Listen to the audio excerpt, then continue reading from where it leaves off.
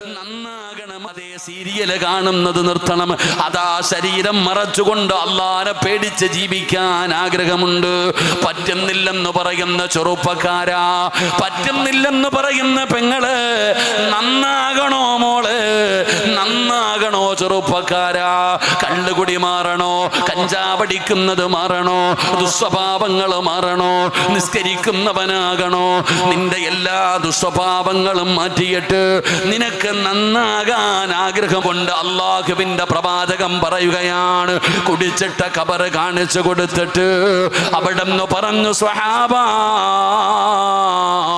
ഇതുപോലെ ഒരു ദിവസം നിങ്ങൾക്കും വരും സ്വഹാബാ, നമ്മൾക്കും വരും സ്വഹാബാ, നമ്മൾക്കും വരും സഹോദരാ.